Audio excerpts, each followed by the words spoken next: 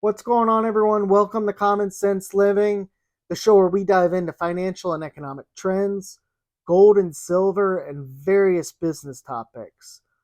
So, today, before we begin, I kindly ask that you smash that like button, help the video out. We've got a real interesting topic today: deep sea mining for precious metals.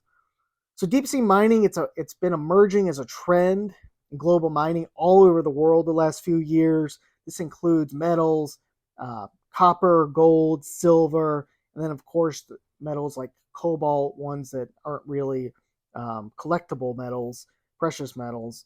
So they're being mined from the seabed. And what's really fascinating to me is that so much of the ocean floor for this is unmapped. Now, obviously, there's some areas of the ocean that are just going to be too deep, like the abyss section, and then obviously the deeper section than that, the Hadal section, which is pretty much the deepest of the deep, where the valleys are over 6,000 meters deep in that section. So mining companies, they're wanting to stick with shallower sections where they can obviously, it's going to be logistically easier, less costly, and we've been seeing some pushback in different ways, especially from environmental groups. They're upset that these mining companies are kicking up the sediment, uh, extracting the precious metals, spitting back out anything that's not needed, and essentially they're saying that it destroys the ecosystem. Now, I think that this is a little overblown personally, but that's another topic for another day. Now, one other thing that we definitely have to think about with this is that it's the rules around international waters.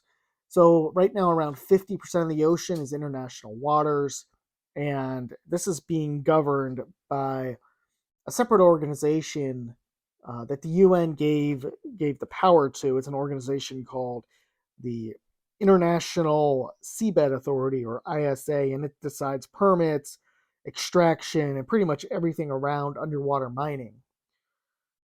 Now, one thing we really need to think about in terms of deep sea mining and just I would maybe say shallow water mining as well, although it's out in the ocean, is how this could affect stacking in the future, how this could affect supply.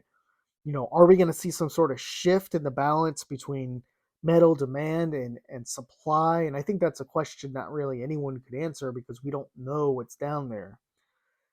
Still, however, due to the expensive specialized equipment that's needed for this, the robots, the funding that has to be put up front, high entry barriers, as well as different licenses.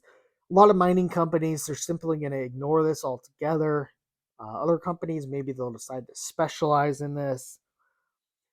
So, what are the advantages of going deep?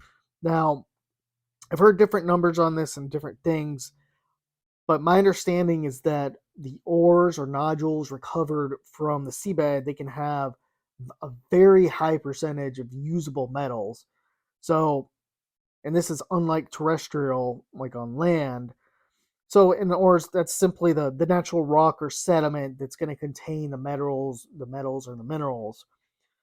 So that has great potential there. Whereas if they're extracting them and it's easier, they're pulling them out and then extracting them, the process could be a lot easier. They could get a lot more bang for their buck.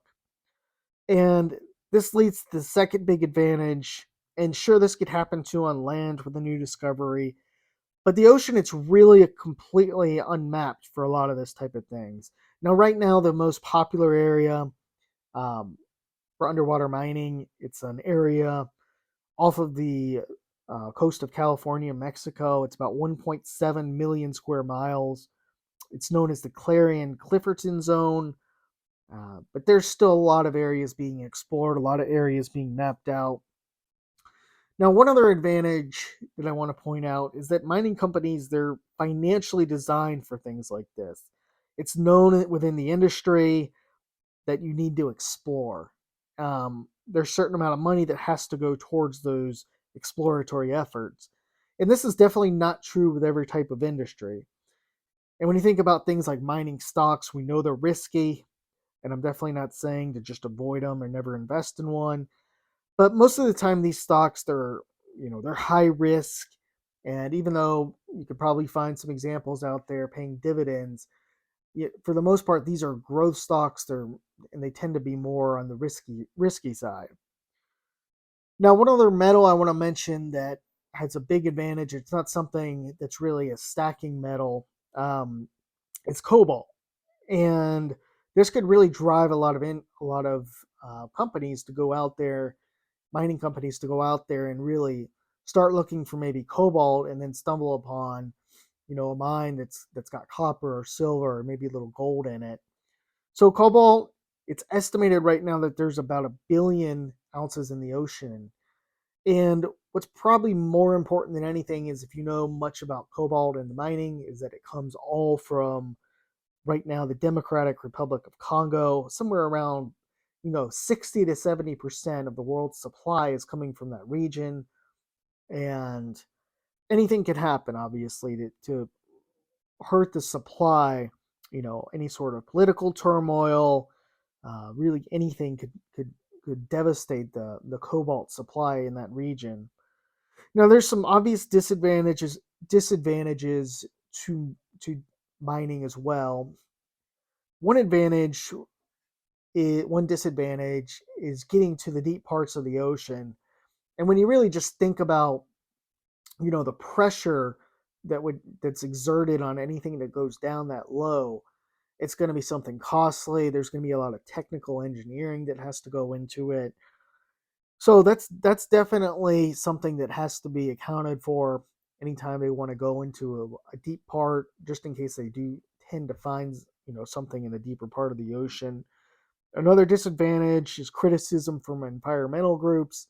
I mentioned that earlier, but they can definitely be a distraction, and be an annoyance and cause issues for a mining company if they're trying to work and trying to get funding as well.